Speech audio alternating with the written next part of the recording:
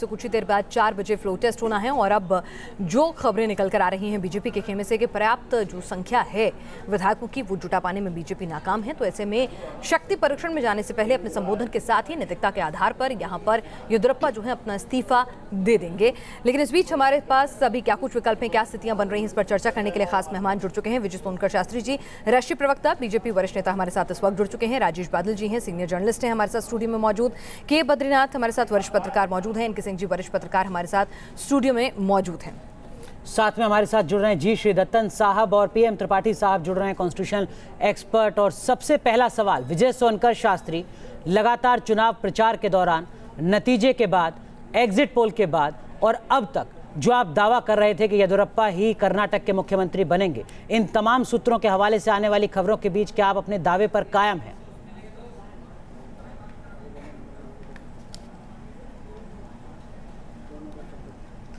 देखिए, येदियुरप्पा तो मुख्यमंत्री बन चुके हैं। जहाँ तक फ्लोर टेस्ट की बात है वो भी अब कुछ ही घंटे बाकी हैं, उसका इंतज़ार किया जाए। और मैं भी आप ही लोगों की तरह मैं भी बनारस में हूँ और मीडिया का आनंद ले रहा हूँ। तरह तरह की खबरें आ रही हैं, सुन रहा हूँ, कहीं कुछ आ रही, कहीं कुछ खबर आ रही है। नहीं, आपकी मीडिया की खबरों को बुला दीजिए। आप पार्टी के प्रवक्ता हैं, मीडिया की खबरों के हिसाब से मत बताइए। आप विजय सोनकर शास्त्री जी, पार्टी के प्रवक्ता के तौर पर बताइए कि आपके पास क्या खबर है इस वक्त? लड्डू बटेंगे या फिर नैतिकता के आधार पर येदियुरप्पा इस्तीफा देंगे? देखिए, मेरे पास तो यही खबर है।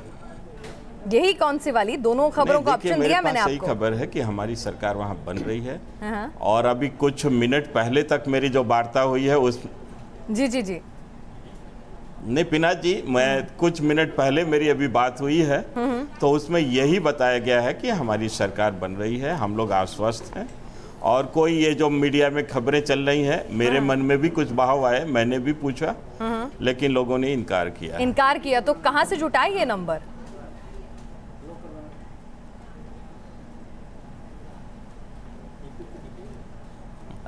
अब तो कुछ ही वक्त रह गया, सस्पेंस खोल भी दीजिए। 1000 से ज्यादा प्रश्न किया होगा और इसका उत्तर केवल यही था कि विधानसभा के फ्लोर पर भी देखा जाए।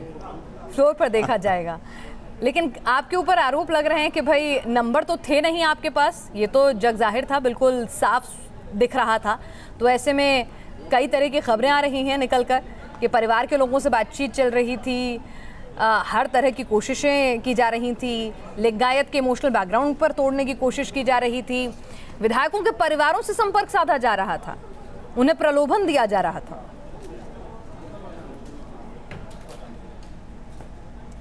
नहीं पिनाक जी, जो कुछ भी हो रहा है सब संविधान के दायरे में ही हो रहा है और हमारी सिंगल लार्जेस्ट पार्टी थी, इसलिए हमें वहाँ पर बुलाया गया और हम लोग मेजॉरिटी प्रूव करने जा रहे हैं।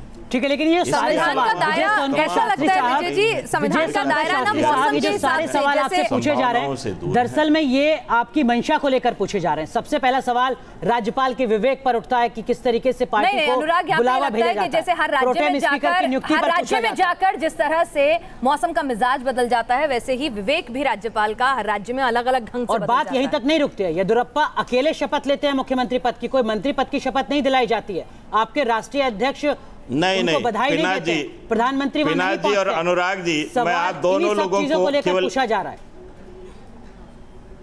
नहीं, एक मिनट, नहीं अनुराग जी, हाँ तो मैं सब आप उत्तर भी ले लीजिए। जी बिल्कुल। आप देख लीजिए कि 17 तारीख को जब वो शपथ ग्रहण कर रहे थे तो उस समय वो पूर्व से प्रोग्राम थे और करीब 1200 हमारे कार्यकर्ता पूरे देश भर से आए थे, सभी मोर्चों के फ्रंट ऑर्गेनाइजेशन हमारा है, सबके लोग आए थे और शेड्यूल प्रोग्राम उनका था, इसलिए अध्यक्ष जी और प्रधानमंत्री जी उनके साथ थे। दूसरी बात, आप जो राज्यपालों के ऊपर टिप्पणी की है पिनाक जी, एक मिनट जी अनुराग, उनकी बात कहिए आप अपनी बात। नहीं देखिए मैं पिनाक जी, मैं आपका भी उत्तर देना चाहता हूं। आपने जैसे गवर्नरों के बारे में कहा कि गोवा में अलग होते हैं और कर्नाटक में उनके मिजाज अलग होते हैं, आप देश को समझ में नहीं है, समझा नहीं पा रहे हैं लोग कि कितनी गलत बातें हो रही हैं। देखिए, गोवा में जो स्थिति थी उसके संदर्भ में जो ऐसी परिस्थितियां जब हंग मेजॉरिटी की स्थिति आती है तो उस समय जो नियम कानून है जो 96 में कोर्ट ने तय किया था उसको जरा सा ध्यान से अगर कोई पढ़ लेता तो ऐसा प्रश्न नहीं करता।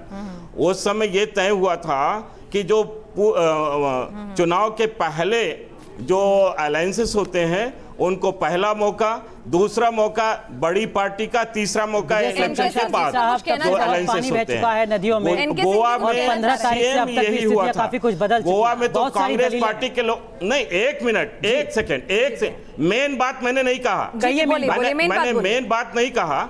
मेन बात यह कि कांग्रेस ने कहीं डिमांड ही नहीं किया, कांग्रेस क्लेम ही नहीं करने गई, तो हम लोग जाकर के क्लेम किए और अपनी सरकार बनाए। तो एचडी कुमारस्वामी के सिद्धा रमैया के राजभवन में जाने की खबरें सब गलत थी, कोई नहीं गया राजभवन में। बड़ी पार्टी होते हुए भी उन्होंने नहीं क्लेम किया था। चलिए, लेकिन आप किस तरीके से उस नंबर को जुटाएंगे समझना ये बेहद जरूरी है। और न्यूज नेशन के तमाम दर्शकों को हम बताते हैं कि दरअसल में जो जादुई नंबर है विश्वास मत हासिल करने का, वो किस तरीके से जुटा सकती है आंकड़ों के जरिए। तो सबसे पहले फिर हम बताते हैं कि किस तरीके के विकल्प हो सकते हैं और कुछ विकल्प यहाँ पर बन सकते हैं। बिल्कुल, किस तरीके से बीजेपी यानी अब से कुछ देर बाद जब 4 बजे सत्ता का शक्ति परीक्षण होगा कर्नाटक विधानसभा के अंदर, तो किस तरीके की तस्वीर हो सकती है। आपको बता दें कि कुल 224 सीटें थी जिसमें से 222 सीट के लिए मतदान हुआ कर्नाटक विधानसभा में, और जो नतीजे आए वो कुछ इस तरीके से था। बीजेपी को 104, कांग्रेस को 78, जेडीएस को 38, एक इंडिपेंडेंट और एक केपीजेपी के खाते में थे। कुल मिलाकर 222 सीटें थी 224 में, जिसमें बहुमत का आंकड़ा 112 बैठता है अगर 222 के हिसाब से अगर हम देखते हैं तो। लेकिन तस्वीर यहां पर बदलती दिख रही है। किस तरीके से जो विश्वास मत है वो हासिल किया जा सकता है वो हम आपको दिखाने की कोशिश करें। इस आंकड़े के हिसाब से 112 का नंबर है जो जरूरी है येदियुरप्पा के लिए, लेकिन कुमारस्वामी 2 जगह से जीते हैं, इस लिहाज से सिर्फ एक सीट मानी जाएगी और उसका असर यहां पर भी पड़ेगा। 112 की जगह ये जादुई नंबर घटकर रह जाता है 111। इसके बाद किस तरीके से बदलाव होता है इन आंकड़ों में एक बार वो भी आपको दिखाते हैं। जो पहला फॉर्मूला है इस 111 के जरूरी जादुई आंकड़े के हिसाब से वो कैसे पूरा कर सकती है बीजेपी, वो हम आपको बताते हैं। अगर विधानसभा में 17 विधायक कांग्रेस और जेडीएस के गैर हाजिर रहते हैं, अनुपस्थित रहते हैं, तो फिर क्या कुछ स्थिति होगी। तो स्थिति होगी 220 में से 17 अगर घटते हैं 203, और उसके हिसाब से जो बहुमत का आंकड़ा है वो 111 का होता है। लेकिन जो बीजेपी है उसका जो नंबर है वो यहाँ पर बेहतर होता है, क्योंकि अब बहुमत के लिए जरूरी नंबर होगा 102 और बीजेपी के पास 104 है। और ये स्थिति तब होगी जब 17 विधायक गैर हाजिर होते हैं कांग्रेस के या जेडीएस के। दूसरा जो विकल्प हो सकता है इस बीच वो क्या कुछ हो सकता है उस पर भी एक बार नजर डालना जरूरी है। दूसरा विकल्प ये हो सकता है कि जो बहुमत का जरूरी आंकड़ा है वो 111 बना रहे, लेकिन यहां पर 104 बीजेपी के और 2 निर्दलीय जो विधायक हैं वो बीजेपी के साथ जुड़ते हैं। इस लिहाज से बीजेपी का नंबर हो जाता है 106, लेकिन चाहिए यहां पर 111। इस हिसाब से कितने विधायकों को गैर हाजिर होना होगा यह भी समझना जरूरी है, क्योंकि यहां पर अगर 11 विधायक भी कांग्रेस या जेडीएस के गैर हाजिर होते हैं और 2 निर्दलीय विधायक बीजेपी के साथ जाते हैं तो बीजेपी जो बहुमत का जरूरी आंकड़ा है उसको हासिल कर लेगी, क्योंकि तब बीजेपी का जो जरूरी आंकड़ा है बीजेपी के लिए वो 105 होगा और 2 निर्दलीय समर्थकों के साथ बीजेपी के पास जो संख्या होगी वो 106 होगी। तो कुल मिलाकर ये 2 फॉर्मूले हैं, या तो कांग्रेस और जेडीएस के 17 विधायक सदन से गैर हाजिर हों या फिर 11 विधायक गैर हाजिर हों और 2 निर्दलीय विधायकों का साथ बीजेपी को। बिल्कुल, लेकिन डी शिवकुमार को ये जिम्मेदारी सौंपी गई है कि सारे विधायक जो हैं वो एकजुट रहें और व्हिप का पालन करें। और बताया जा रहा है कि जब गौड़ा उनके विधायक जो हैं शिवकुमार गौड़ा जब आए हैं उन्होंने डी शिवकुमार ने उनकी जेब में एक पर्ची डाली व्हिप की, कहा जा रहा है। और इनका एक बड़ा रोल रहा है इनके सिंह जी अगर कहें तो। जब अहमद पटेल को राज्यसभा भेजना था तो यही डी शिवकुमार थे जिन्होंने एक नंबर न जोड़ा था और टूटने भी नहीं दिया था। तो यहाँ पर ये बड़ा अच्छा मैनेजमेंट कर रहे हैं। इंस्टीट्यूशन हम लोग को डेवलप करना पड़ेगा ऑन फ्लोर सेफोलॉजिस्ट कि मतलब ये फ्लोर पे जाके सेफोलॉजी अपनी बताते हैं और आंकड़े मैनेज करते हैं। पर ये है कि जो आपने अभी संख्या दी है इसका एक चीज़ और भी है कि शायद ये पूरा नहीं हो पा रहा है, जिसकी वजह से ये तमाम चीज़ें उड़ रही हैं। अब इसमें सबसे बड़ी बात ये है कि अगर ये सच होता है तो 2 चीज़ें हमें निकल के आएंगी। क्या कांग्रेस के विधायक इतने ईमानदार थे मॉरली इतने स्ट्रांग थे कि तमाम प्रलोभन के साथ नहीं आ पाए, या दूसरा बीजेपी जो आरोप लगा कि 100 करोड़ रुपए पता नहीं क्या क्या दे रही है, वो आरोप गलत था। दोनों को हमें एनालाइज करना पड़ेगा कि क्या हुआ कि ऑल ऑफ ए सडन अभी तक बीजेपी कह रही थी कि हम जीत रहे हैं। अगर नहीं सर, वो दबाव के फॉर्मूले ने काम किया। आपने रिजॉर्ट में उनको बंद करके रखा, बस से बाहर नहीं निकलने दिया तो अपनी निगरानी में निकलने दिया, तो वो जो दबाव की राजनीति है वो कहीं असर दिखा रही है। हाँ, मतलब ये हो सकता है कि जैसे कि हम लोग मुर्गियों को एक उसमें दड़बे में रख देते हैं, दर फाटक बंद कर देते हैं।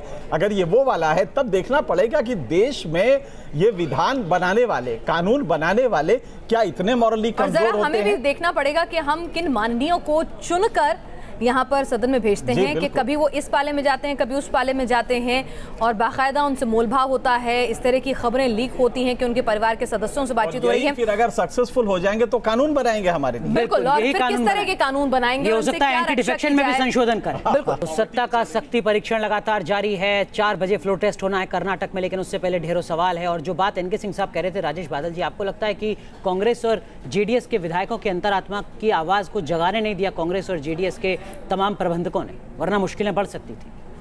मैं लेकिन सिंह साहब की बात को थोड़ा सा आगे बढ़ाऊंगा अनुराग। एक बात और शायद बीजेपी का जो आला कमान है वो नहीं ध्यान दे पाया, वो ये था कि जो येदियुरप्पा के साथ में फ्रॉम द डे 1 आधी पार्टी अलग थी।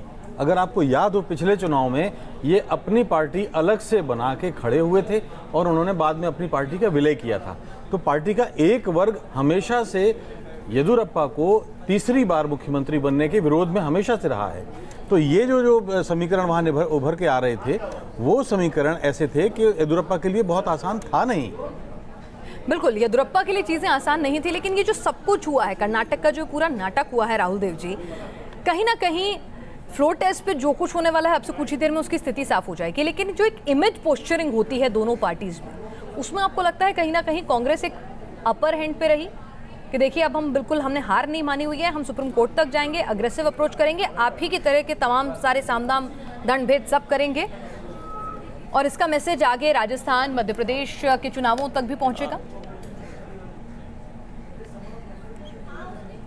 देखिए, संदेश तो हमेशा मिला जुला होता है, लेकिन ये बात निश्चित है कि परिणाम आने के बाद से कांग्रेस और जेडीएस गठबंधन लगभग हर कदम पर, विशेषतः कानूनी जो लड़ाई चली है उसमें हर कदम पर आगे रहा है और उसे कामयाबी मिली है। तो केवल पिछले 2-3 दिनों की घटनाक्रम के आधार पर ही अगर राय लोगों की बनने वाली है तो वो राय तो निश्चित रूप से कांग्रेस जेडीएस के पक्ष में होगी और बीजेपी के विरोध में होगी।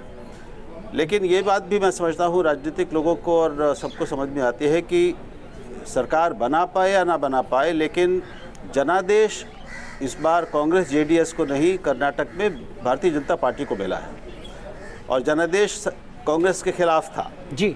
तो ये भी मुझे लगता है कि उसके संदेश का एक हिस्सा, बड़ा हिस्सा ये भी होगा।